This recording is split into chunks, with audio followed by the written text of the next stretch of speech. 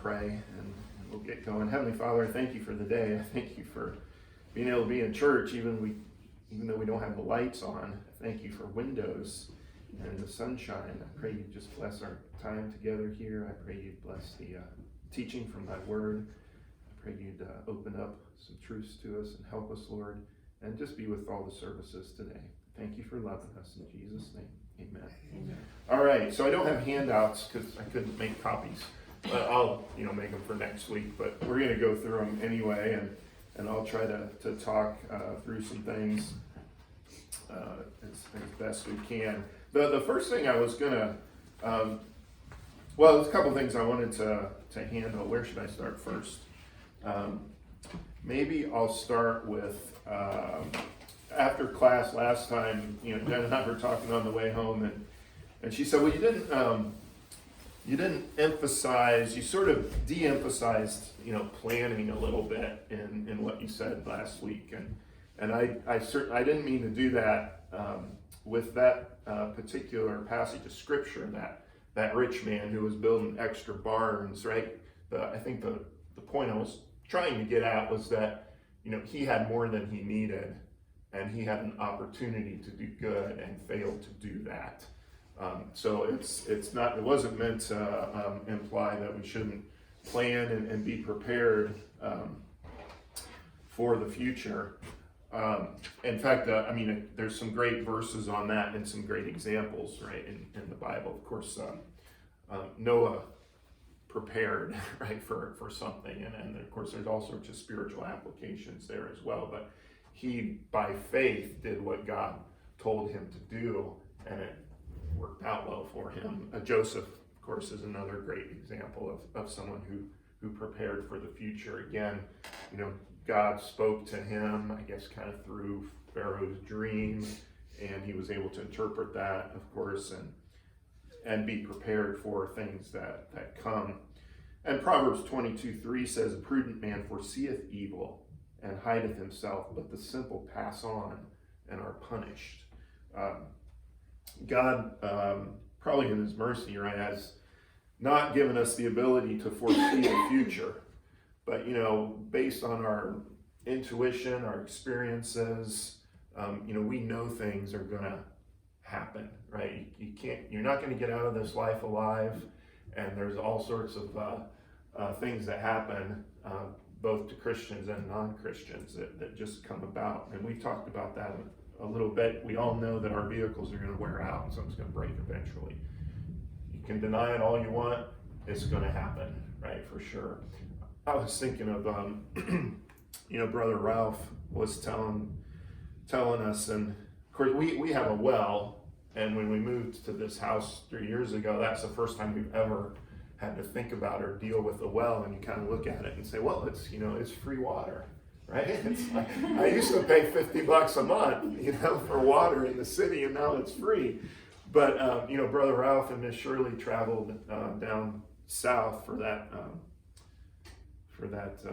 celebration of his daughter's life, whatever they call that. And when they came back, they had no water, right? Their well was out, and he told me it was $2,800 to fix it.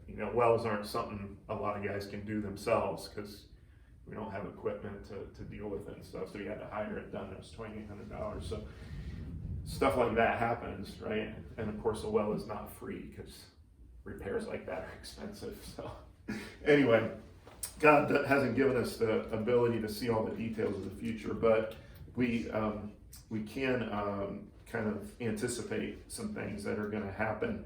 And God has given us a couple of things. He's given us hope, right? We have great hope as Christians, and we also have prudence or thoughtfulness, or we can think. By hope, we continually expect and anticipate good things, right? As Christians, we do that. We have hope. We know that God's in control. We can expect and anticipate. We know He has our best interests in mind, even though we sometimes don't see it that way, even though sometimes we suffer through things, but we anticipate the good from Him. And by prudence, we can create and pursue the means to obtain some of those things that we hope for, right? We can think ahead, we can plan.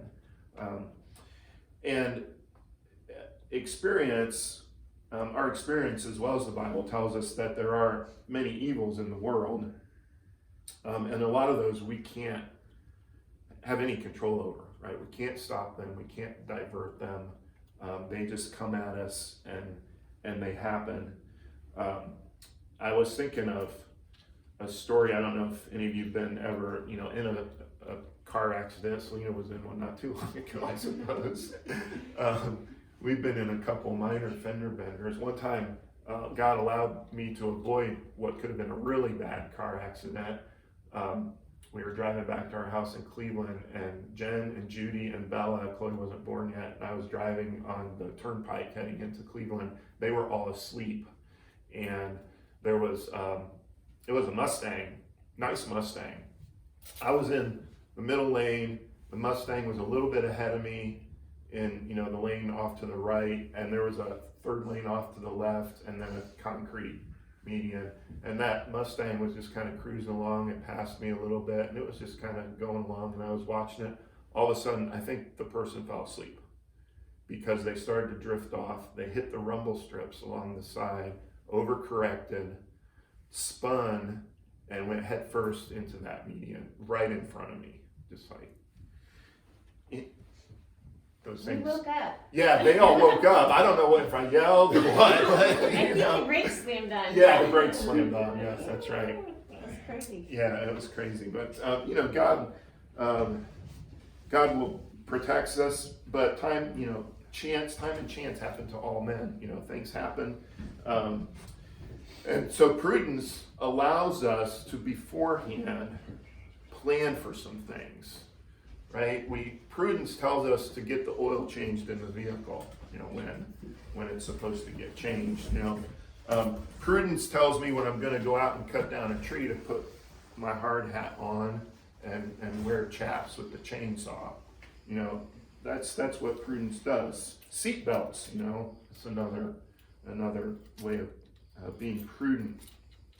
It gives us a way to step out of the way, right? To hide ourselves, if you will, from those potential catastrophes that could come. But the simple, this verse says, the simple pass on and are punished. The simple, the inexperienced, okay?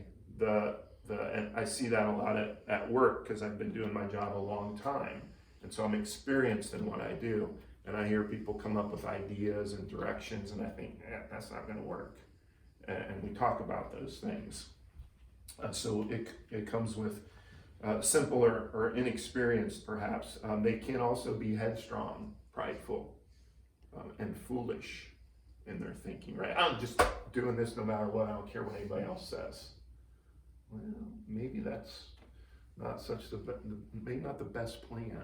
Okay, the Bible doesn't have good things to say about that type of approach to things.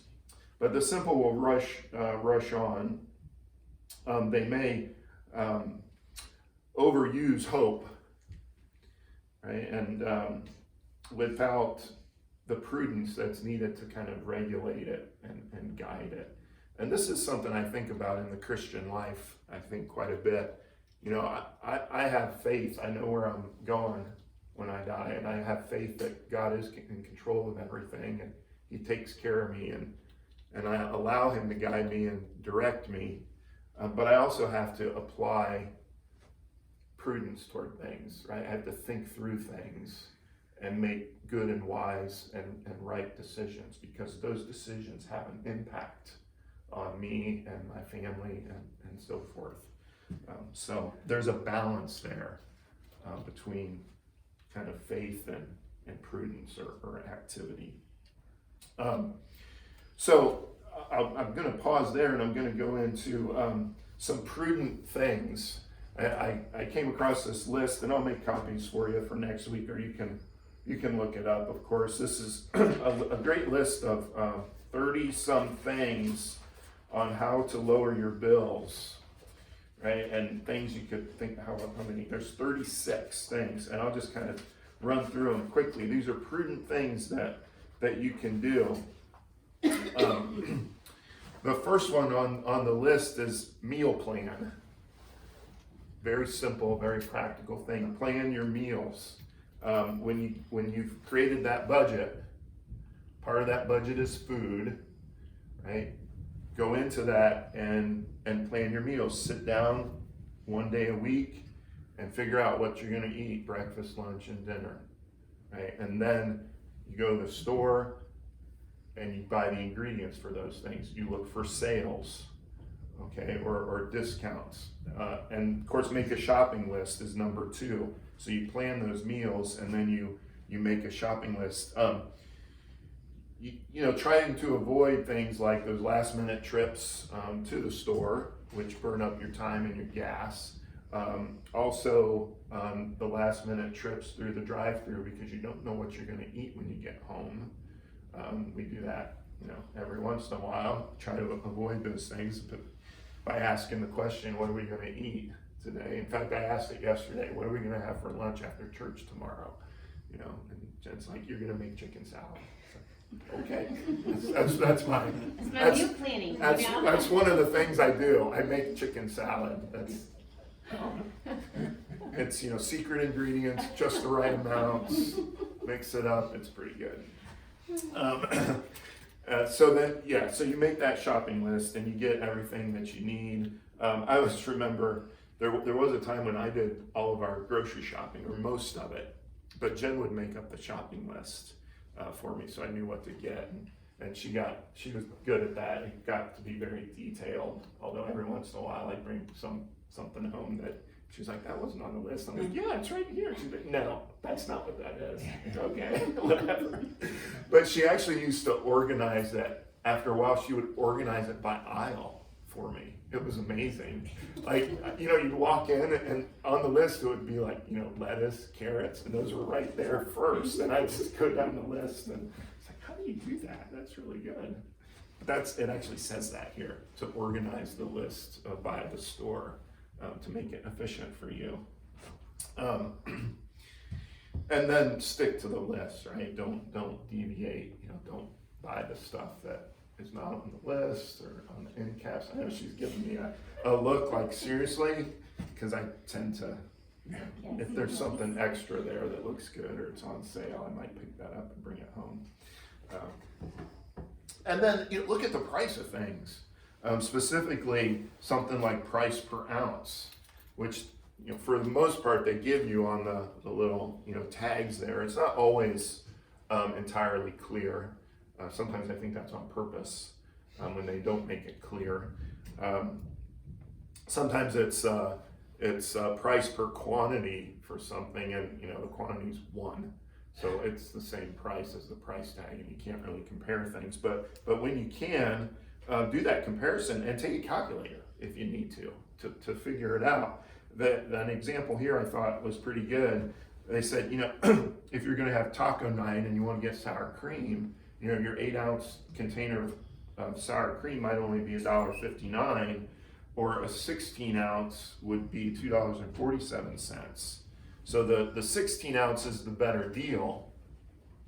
But if you're only going to use half the sour cream for taco night, do you buy the 16 ounce? Well, you could think about, again, planning your meal. What's something else I could have with sour cream? So make sure we use it all. So do tacos twice, or do, I don't know, something else that has sour cream, baked potatoes or something. Stroganoff, we do sour cream in our stroganoff. Sometimes we put sour cream on chili, so there's other uses to use up. So it might be worth buying the bigger one and build it into the meal planning. And then use the ingredients wisely, which kind of is that sour cream thing. Also for something like buying, like hamburger or something, buying a couple pounds, split it up, plan for different meals throughout the week, the taco meat, the chili, whatever the case may be. So use those ingredients wisely. We always struggle to eat the whole bag of salad, right? You buy a bag, and she always tells me, don't buy salad at Sam's Club because the bag's too big, right? We won't eat it all. It'll end up spoiling. But trying to eat those things. When we were sick with COVID, I was joking. One day for lunch, I was looking for something. We couldn't taste or smell, so it didn't matter what we ate. You know, nothing had any taste. So I said, give me that nasty can of soup that we have in there. It was some sort of beef pot roast soup. And so I poured that in a bowl and heated it up. And I think on any other day, I'd be like, this is not very good. But that day it didn't matter, right? Because I couldn't taste it. It just filled the stomach. But use those, right? Use it up, right? If you have it, try not to let it go to waste. Even the salad that maybe you don't really want to eat, you know, eat it anyway. Drink water is the sixth one here, right? So if you are stopping at a restaurant, fast food, whatever, water's free, okay? Skip the soda. Most of us don't need the soda anyway, but skip it. And, you know, just get, you know, if you have a coupon, a lot of times you can buy a sandwich, get a sandwich free kind of stuff, you know, just stick to the sandwich and skip the, you know, usually when you're stopping for food like that, it's because you're kind of starving in the moment, and you don't really need like the full, you know, value meal to tide you over, right? You just maybe a sandwich for a couple hours, and then you're going to be at home or someplace else where you're going to be able to eat something else. So you can, you know, get the water, skip the soda, maybe skip the fries, just do the sandwich, and you can eat pretty cheaply. Don't forget the leftovers. Kind of touched on that. I mean, we've met people, known people that hate leftovers. Fine, whatever. I love leftovers because that's pretty much all I ate this past week with Jen and the girls gone was leftovers. I ate lasagna 3 times. Judy cooked for me and sent leftovers home for me. And sometimes we fight over the leftovers. Sometimes we fight, we do. Whoever gets to the kitchen first. Yeah, gets the leftovers, yeah. So make sure you eat those leftovers. Quit going to restaurants. I've kind of talked a little bit about that before. You know, maybe not forever, but maybe set a goal for yourself and say, I'm not gonna go to a restaurant this week. Okay, and then just, you know, eat at home, whatever, and maybe you want to extend that. Okay, I made it through this week, can I make it another week without eating out? And, you know, set some goals every month, you know, and you can save a lot of money that way. If you're paying utility bills, so that's all about the food, but if anybody has any other thoughts about food, I don't think it really talked too much about coupons, but I guess in the shopping list they talk about using coupons, but I know we don't do it, but some people have been ordering, especially since COVID, ordering their groceries and then picking them up. And I guess that's a good way to budget too, because you know you can take things off if it's too expensive or substitute another thing. But they'll say that's really helped their budgets too. You're not gonna buy extra because you're not walking through the store picking things up like I might do sometimes, occasionally. I think it's a good. Yeah, it's a guy thing. Yeah, and you're probably right. You do that, Adam, sometimes? Not too much. I don't know. I've heard my mom say that she's gonna pick up a few things from the store about 1,000 times. Yeah. And maybe 2 or 3 of those times it's been a few things. Yeah, it's a lot more. So, Yeah. Yeah. All right, so moving on to, you know, utilities. I know not everybody pays electric bills and things like that, but if you do, it can be pretty expensive. I don't know, our electric bill runs $200 a month, right? Something like that. Maybe more in the summer, or that much in the summer and less in the winter.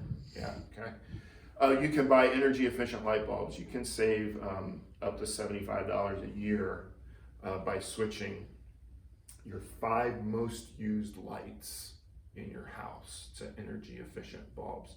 Didn't you do that, Corey, a while back? I switched a bunch of my stuff to LED, yeah, pretty much everything. Yep. But don't get me wrong, the LED bulbs cost more to buy in the first place. Right. Some of the fixtures you put them in, you gotta be careful with, because some of them aren't supposed to be in enclosed fixtures. Fixtures can get pretty hot, but another thing to think about that, we have Duke for our thing, and they'll do these special I don't know what you call them, but like I did it years ago.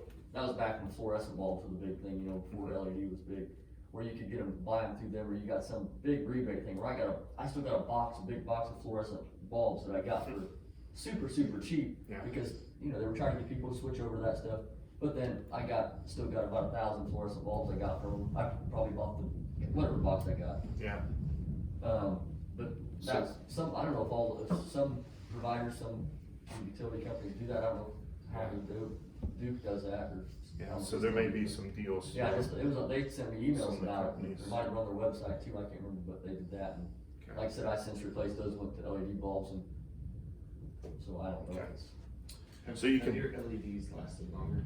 No, I've had some of the bulbs I've had, you know, I can put them in, of course, I got them at Walmart or Menards, I think, and they're just the screw-in ones with the regular base, like a incandescent bulb. But I've had some of them with the side of the bulb don't work out, the side of the bulb's cracked, they quit working. I've had two or three of those.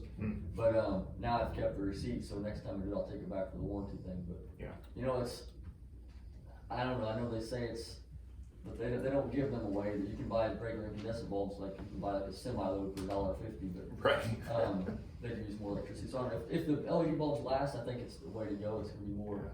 So it's probably the key is to either find quality that'll last a long time, or find most inexpensive Yeah, ones. somehow, and I don't know how Somehow, yeah. that can be an expensive thing to try to figure out if you gotta buy 1,000 different bulbs to figure out what's lasting long. Right. I've heard that the LED bulbs will last like basically forever and be more efficient for the whole life if that fixture and that socket has enough quality, electrical quality, in order to not burn, in order to not cause issues with that LED. That makes Versus sense. if your current cycle isn't, Yeah. it's not as consistent, it's not as steady, Right. it will cause issues with that LED and burn it out. That makes sense. Yeah. Electricity can be kind of dirty, right? Just like water can be dirty, it can cause problems, so.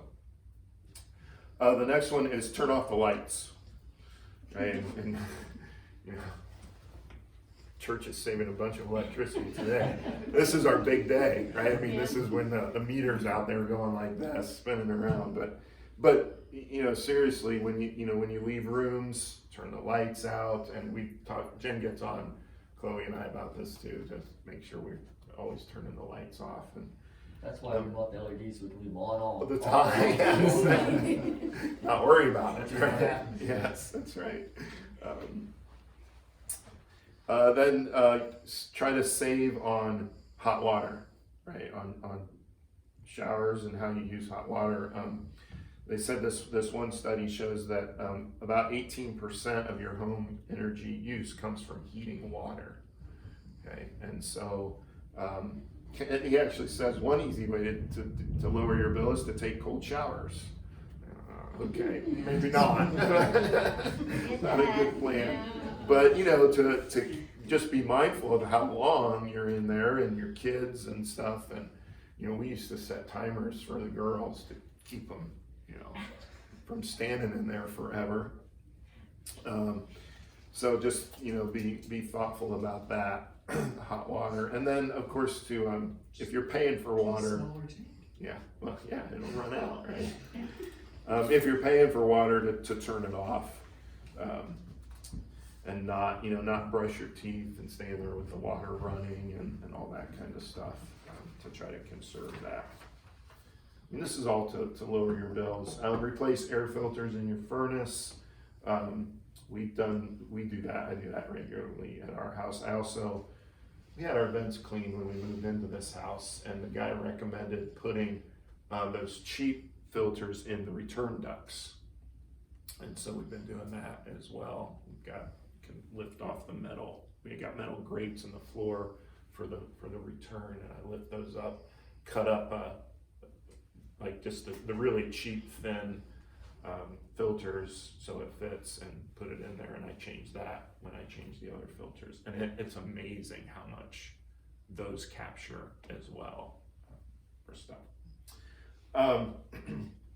And then the phantom energy. Try to avoid the phantom energy. How many little lights do you have around your house that, you know, the clock on the coffee pot and the, you know, the DVD player and all those little phantoms that those lights that run constantly. It's one thing I hate about staying in hotel rooms is all the phantom lights. I'm used to darkness, and some hotel rooms have, I mean, there's so many, you know, you've got a clock on the nightstand that's, you know, bright as the sun, and then you've got, you know, the fire system with little red and green lights on it in the ceiling, and sometimes there's a microwave light, or it's all those phantom lights.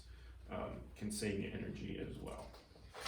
Okay, you can lower your housing bills by, you can downsize, right? Smaller place, whatever the case may be. We talked a little bit about that before. Those are big commitments, right? Those are big long-term commitments to change your housing and downside and size, but and not everybody can do that. I mean, Brother Adam's got 4 little ones. You need to upsize, right? So you can consider refinancing if you have a mortgage. That may be something that's worthwhile doing, especially right now. Interest rates are low. It may be a good time to refinance. And you can do things like rent out part of your home. You know, I have he's a former coworker over in West Lafayette, and he's just he's a type A person. He's always on the go, right? He's retired military, so he retired a colonel. He was a fighter pilot basically, and he you know, so he gets military pension. He went to work for Cook, and I worked with him for like 7 or 8 years, but he still rents out his basement on Airbnb because he's a Christian. He likes to have people come over and stay, you know, get to know him and stuff. He used to drive for Uber. I don't think he does that anymore, but it's just like constantly busy. Just can't have downtime kind of person. So he's always looking for a way to make money, and not because he's greedy, because he gives a lot. He gives a lot away, truly. He does to his church and whatnot. But so yeah, you can rent out, you know, if you want to do that. It's a way to make money. You can switch insurance, right? You can shop around and sometimes lower your insurance rates. Transportation is the next area that I think is big. We burn a lot of gas running around, and so one thing is to be intentional when you're out running errands, right? To not make these, you know, kind of short, you know, oh, I just need to run to get one thing, okay? Because you're going to waste gas. You're going to use a fair amount of gas making that trip. When we lived in town over on Kenwood, it's over near Culver's and Lowe's. You know, Lowe's was, I mean, it's literally a 30-second drive for us to get from that house to Lowe's. So it was no big deal. If I needed one screw, I would run to Lowe's and get one screw because it was so close. Now, where we live, it's 10 to 12 minutes to Menards, and it's still not that far, but it's going to cost me more in gas to go get something than, you know, it's often not worth, you know, it wouldn't be worth the trip. And so trying to be intentional, think about all the things you need as you go, you know, into town, and you go shopping, you go run your errands, try to get everything done in one trip. You know, your banking, the grocery store, whatever you need to try to burn as little gas as possible. Fortunately, gas is cheap now, so people don't think about it too much, but you know, assuming it'll get expensive again, which it probably will, it's still something to think about. Check in on your car insurance. Are you getting the best deal on your car insurance? Keep your car maintained. Keep your tires properly inflated, because that saves on the tires and also improves your gas mileage. If you have, it has sell that extra car. I don't know how many people have an extra car. But if you did, get rid of it. Try to ditch the car payment. That's a big Dave Ramsey thing, and I've talked about that as well. I mean, car payments really do kill your future ability to save and to prepare for retirement and all those types of things. Car payments are a killer. So trying to get rid of that is really helpful. And then how to lower your debt. Okay, so how to lower your debt. You can look at, this says check on student loan refinancing. So if you have student loans, there are ways to refinance those and lower the debt. I think trying to pay that kind of stuff off as soon as possible is a good strategy. And primarily, and again, we talked about this, number 25 here is break up with debt, right? Do away with it. Don't have it. Don't commit to it. Don't buy anything that's going to put you into debt. Just stay away from it. And number 26 is don't go back into debt, right? So if you do, when you get out of debt, make a commitment to always stay out of debt. Just because you clear up debt, you should take more on, okay? And cut up your credit cards. If you want to get out of debt, you want to stop using the credit cards, get rid of them. Cut them up, okay? I wouldn't recommend doing that till you have your emergency fund saved, okay? But once you do have that emergency fund saved, you can say goodbye to the credit card. You can get rid of those. We could have a whole conversation about credit scores and stuff like that, but I'm not going to do that today. Now, I assume you mean like credit cards. Honestly, I would never get rid of a credit card because I think it's a good tool to have, but I mean, it helps you. You can build your credit, plus it can actually, you use these cards, you can get cash back and build stuff like that, and you get stuff like that. I think it's a. I would say if you're disciplined enough to manage it well, it's fine, right? For those reasons. If you're paying it off every month, Right. You're sticking within a budget and you're not overspending.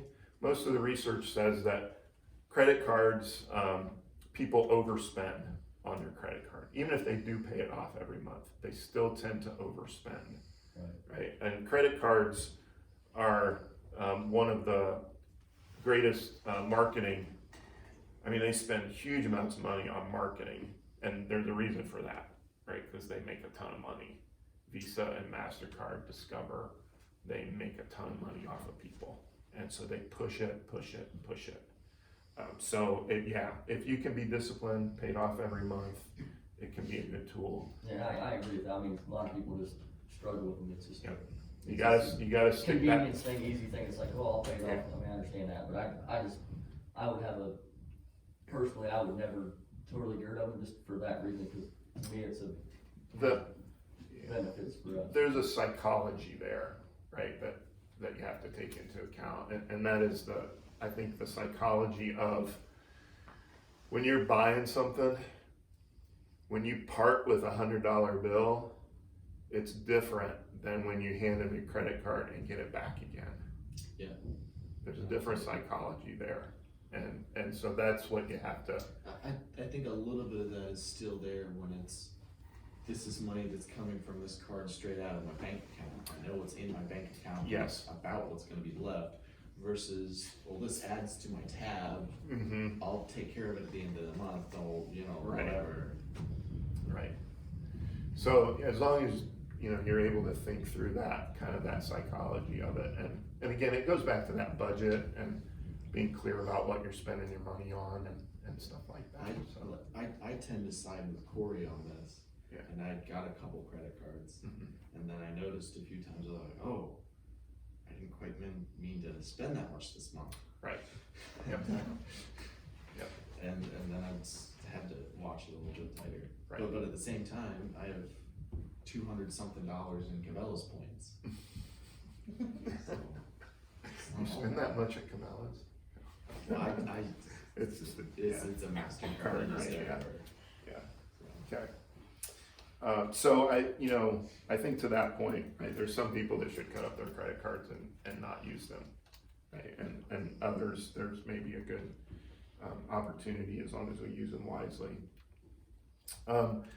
Then a couple of these are for your household goods. Buy generic things. Do you really need the kind of the high-end type stuff? I know we talked about this with some things are really noticeable to compare, and the prices are so different. Like spices, if you're buying spices for cooking, like the brand name spices are 3, 4, 5 times as expensive as kind of the Walmart brand. The difference is huge. So do you really need the brand name for that kind of stuff? Use coupons. Here it is. I knew it was in here somewhere. You can find there's apps for clipping coupons. We don't see as much in the paper. I mean, there's still some. We get flyers every so often, and sometimes the stores send you stuff. But a lot of that's online. You know, you can find the coupons online if you spend some time doing that. Stocking up on sale items.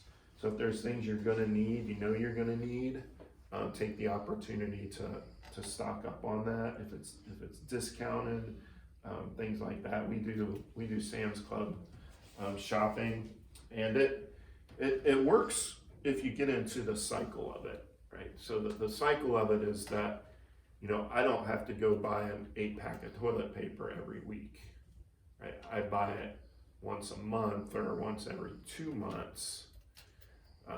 And then the money that I'm not spending every week on toilet paper is being used to buy something else to stock up on, you know, whether it's like a big pack of chicken or something that we're gonna separate and use, right? So you can cycle it that way. Instead of buying the toilet paper and the chicken every week, you buy them less frequently. And so that cycle can work that way, and you can save money.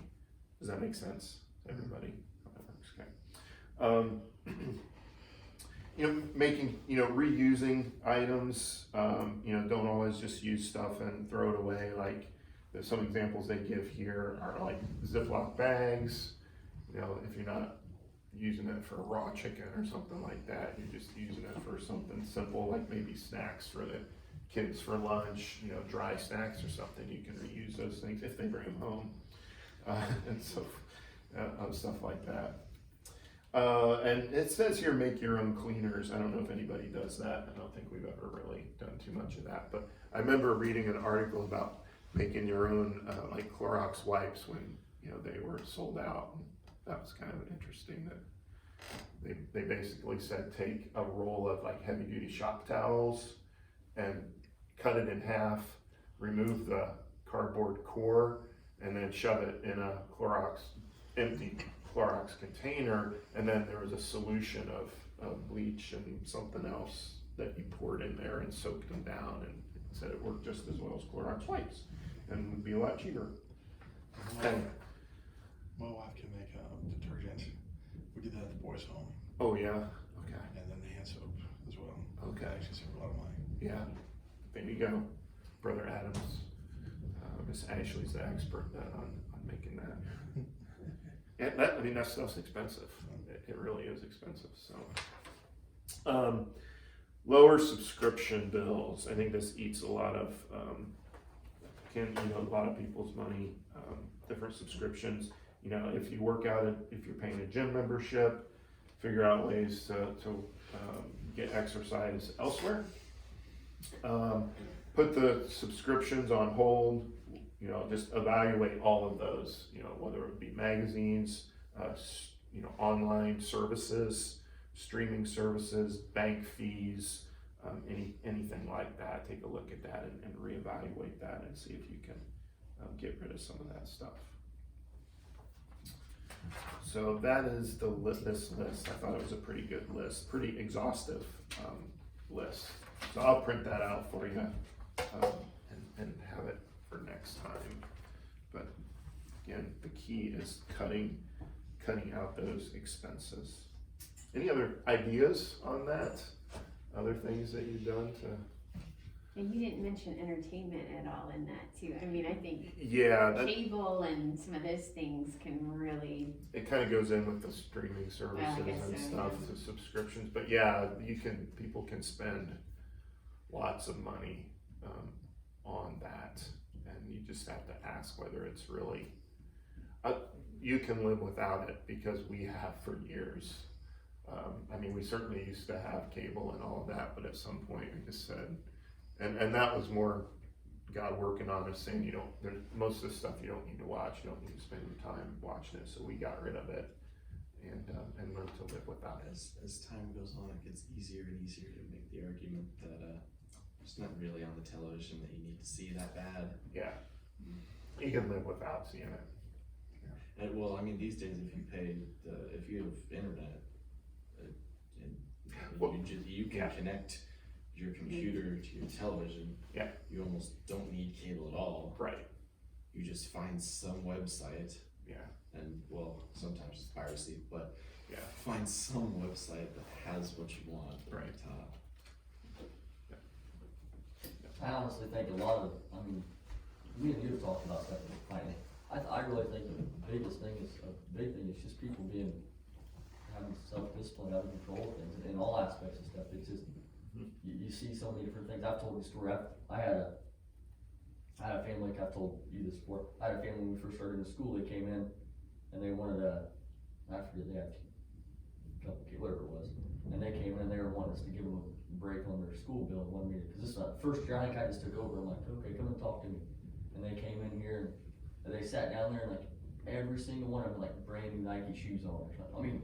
I was like, not every one, but several of the kids. I was like, I'm sitting there and they're sitting there cheering for me. I'm probably trying to reach them like this. They're like, I'm supposed to be looking at them, making eye contact like this. Looking at their shoes. And we need help. It's just little stuff like that, and just kind of, Yeah. priorities and stuff. And what are people, I've had people come that I know are struggling, need help with stuff, and I'm more than happy to work with them on the school stuff and help them out, and a lot of times it's people that are like that are the ones that put the effort forward to pay in and make things right, and you appreciate that. But sometimes you have people that just, they don't have the self-discipline, they don't have the control, they get themselves in these holes and do this stuff, and then they're coming to the wrong people asking for, it's not really, and then I don't know, I think that's a big thing. Don't get me wrong, there's people out there that struggle just because life's hard sometimes. I understand that people are trying to do the best they can, but a lot of it comes down to choices, I think, and just using control and self-discipline and stuff. And everything you're saying, I agree with, all the stuff you're saying is good points. I just was. Yeah, our choices matter.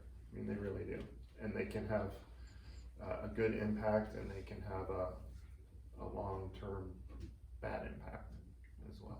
Don't you think too, if you can get your kids to learn how to take care of their money, Scott grew up where his dad made him save their money and do all, I didn't grow up with that. It was a totally different mindset, but if you could teach your kids some of these things and get them going in the right direction. Of course, we got into big debt with credit cards. Yeah, despite my dad's training. Despite, because I was married to him, but you know what I'm saying? There are some lessons I think you learn the hard way, but boy, if you could get your kids. It seems to me, and I can't say it by personal experience, but you could take two people that both by themselves are fairly disciplined. You take a married couple that's disciplined, but then they have kids and their kids are not disciplined with finances, and then their kids get them into trouble. Yeah. Just because the individuals are disciplined as a family, it by themselves doesn't mean that when you get them all together, that they'll collectively be disciplined. Right. Yeah, I think that's true. Yeah, Pastor has told, I think from the pulpit before too, that when he was growing up, he never talked about money. Like it just never talked about it. And he said it stems from like brothers, his uncles, somebody financing something during the Depression, and then it went sour, and then they never talked to each other again. And when they did get together, it's like, no, we're not talking about money. Right? Nobody's talking about money. But you can't raise your kids that way, right? They're not gonna get taught money in school, pretty much. Some of the things we've talked about, Well, except Brother Corey might lecture him a time or two about why are I'm they. trying to get him to spend the money to support the school. I know you are. Yeah. And I'm gonna tell him, no, don't buy snacks at school. Take your own, right? William was like single-handedly supporting the school. Until his mom cut him off. Yeah. That is funny. So, Another thing I noticed, I known a couple of people that growing up, they didn't have much. Their families didn't have much, and then when they got their own jobs and stuff and they had their own money, they liked to spend it because they were used to not having it growing up. right. So now that they were making money, they never got to have stuff when they were younger, growing up at home. So they were all about spending their money, which, the one I'm thinking of, it didn't cause any problems, but this individual, they did like to spend it once they got a little older. Right. And I don't think that would cause a problem, but I've noticed that as a thing. Yeah. So, I mean, we could talk about, how do you deal with that, right? As a parent, that those kids probably were raised with, basically being told no all the time, that we can't afford it, can't afford it. So how do you have that conversation with them, age appropriate conversation to, It is a tough answer. Yeah. Like, I'll be honest, answer like, Dad, I'm gonna have this, I'm gonna have that. I'm like, son, they don't realize how much that costs. They're telling you they're gonna have this and this and this. I'm like, you wouldn't be able to afford that. I mean, Yeah. But it's hard. And I Yeah. talk to our kids. I said, son, you gotta be. I'll tell them about being wasteful, goofy stuff. He came home the other day from school with his dinner. He didn't. I get on because they come home with their backpack and the lunchbox and all that stuff. Come early, sit on the floor, and they go do something else.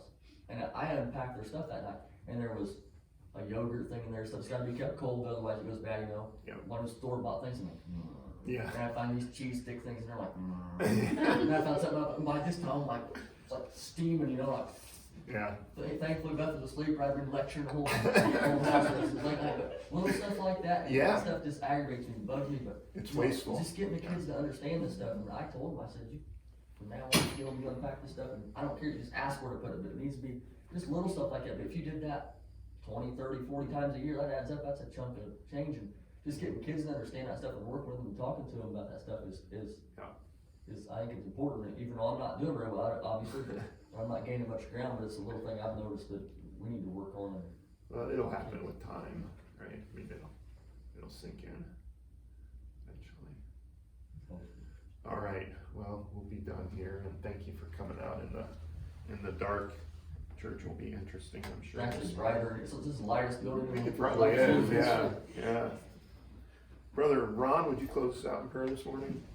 Father, thank you again. A privilege to be here, fellowship, church family. Thank you for Scott and his class and all the time he puts into giving us the information that can help each and every one of us. I pray the remainder weeks will be even more beneficial. Thank you for windows, Lord, that we can still have class and still see and just learn from you. Be with Pastor as we about to go in the morning service, Lord, that you will speak to us through him, and Lord, that the Holy Spirit will move and maybe a decision to make for your honor and your glory. Thank you again for this time. In Jesus' name, amen. Amen.